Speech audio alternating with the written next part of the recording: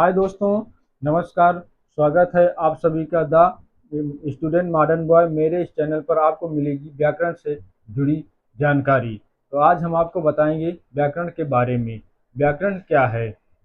व्याकरण व्याकरण परिभाषा बताएंगे आपको। पहले व्याकरण की परिभाषा क्या होती है।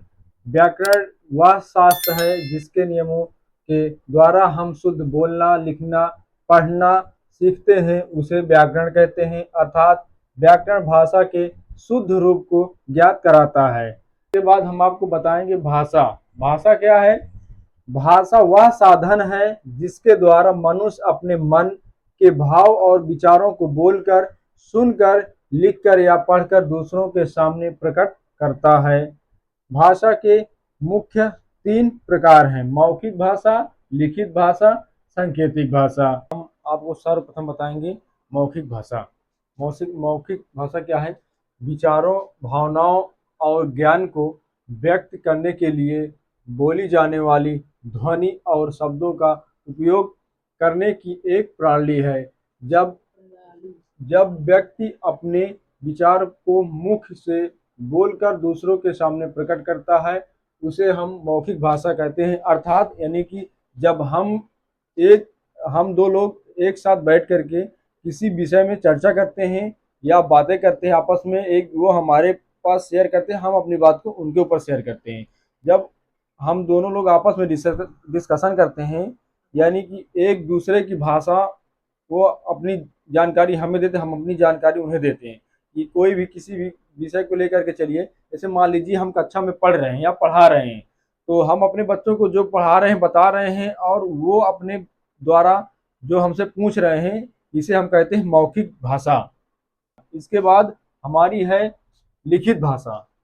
लिखित भाषा भाषा का ऐसा रूप जिसमें व्यक्ति अपने मन को, भाव और विचारों को लिखकर व्यक्त करते हैं और पढ़कर समझते हैं, उसे हम लिखित भाषा कहते हैं। लिखित भाषा का मतलब क्या है? जैसे हम किसी जगह पे नहीं पहुंच पा रहे हैं, किसी एक दूसरे पे बातें नहीं हो पा रही हैं, हम उन्हें लिख करके किसी चीज़ के, मान लीजिए किसी सामान को मंगवाना है या किसी कहीं पे कुछ भिजवाना है, उन पर हम लिख करके अपनी चिट्ठी को देते हैं, उसे हम लिखित भाषा कहते हैं।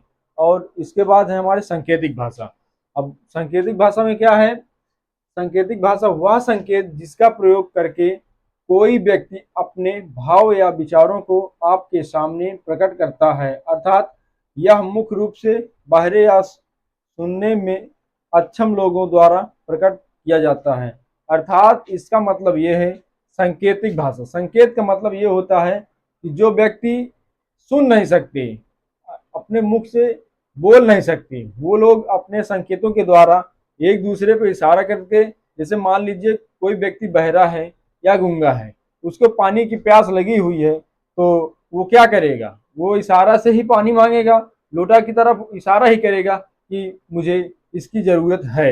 या जो बहरा व्यक्ति, उसे सुनाई नहीं दे रहा है, उसे मान लीजिए हम किसी चीज को बार बार कहते हैं कि वो इस काम को तुम्हें करना है, वो नहीं पा रहा है, तो हम उसकी तरफ इशारा करके बताएंगे कि इस चीज को यहाँ से उठाकर वहां पे रखना है। ये हमारी हुई सांकेतिक भाषा।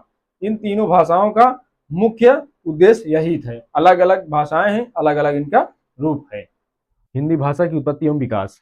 हिंदी भाषा का इतिहास लगभग 1000 वर्ष पुराना माना जाता है, जो संस्कृत और विभिन्न क्षेत्रीय भाषाओं से विकसित हुई है। इसका विकास सौरसेनी अपभ्रंश से हुआ है और इसे आदिकाल, मध्यकाल और आधुनिक काल में विभाजित किया गया है।